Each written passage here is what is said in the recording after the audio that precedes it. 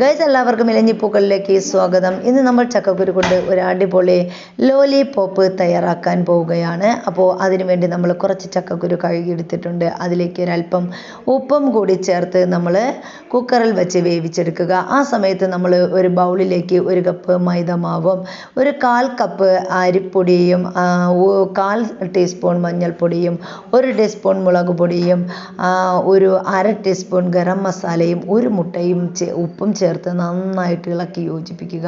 ആ ഒരു കൂട്ടിലേക്ക് നമ്മൾ കുറച്ച് ആവശ്യത്തിന് നിങ്ങൾക്ക് എത്രത്തോളം ആവശ്യമുണ്ട് അത്രത്തോളം മല്ലിയിലയും കറിവേപ്പിലയും യോജിപ്പിക്കുക.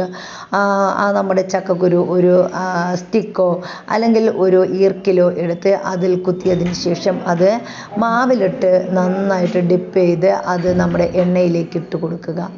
അങ്ങനെ എല്ലാം ഓരോന്നായിട്ട് നമ്മളിങ്ങനെ മാവിൽ മുക്കി എണ്ണയിൽ ഇട്ട് കൊടുക്കുക. ഇനി അത് ഓരോന്നും ഒരു വശം മൊരിയുമ്പോൾ അതിനെ മറിച്ചിട്ട് കൊടുക്കുക. ഓരോന്നും നമ്മൾ ഇതേപോലെ എല്ലാം മറിച്ച് വെച്ച് കൊടുക്കുക. അപ്പോൾ നമുക്ക് 4 മണി പലഹാരമായിട്ട് ഉപയോഗിക്കാം.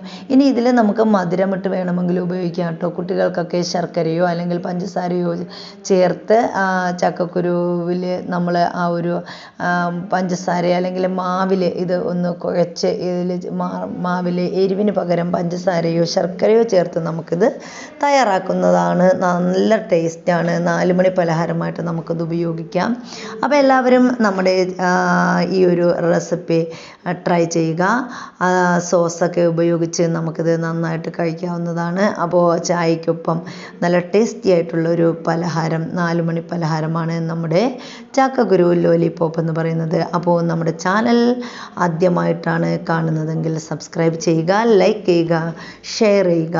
ഇനി നമ്മൾ ഇതോടൊപ്പം തന്നെ ഒരു നെല്ലിക്ക കൂടി ഉപ്പിലിട്ട് ചെയ്യുന്നുണ്ട്.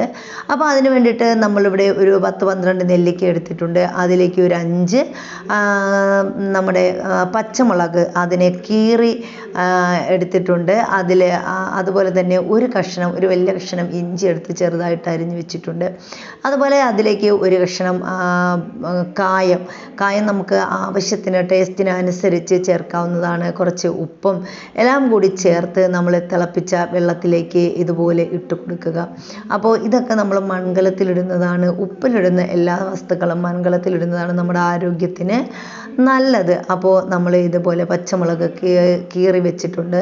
അപ്പോൾ അതുകൂടി നമ്മൾ അതിലേക്ക് ഡിപ്പ് ചെയ്ത് കൊടുക്കുക. അപ്പോൾ ഇവ എല്ലാം കൂടി ചേർത്ത് നമ്മൾ ആ ഒരു ഇഞ്ചി ഇതെല്ലാം കൂടി ചേർന്ന് ഇതിൻ്റെ ഈ ഒരു ചാറുണ്ടല്ലോ നമ്മൾ ചോറിനോട് വീത്തി കഴിച്ചു കഴിഞ്ഞാൽ നല്ല ടേസ്റ്റാണ്. ആ കായത്തിൻ്റെയും അതുപോലെ ഇഞ്ചിയുടെയും ആ ഒരു പച്ചമുളകിൻ്റെ എരിവും ആ ഒരു നെല്ലിക്കയുടെ പുളിയും മധുരവും എല്ലാം കൂടി ചേർന്ന് നല്ല ടേസ്റ്റിയാണ്.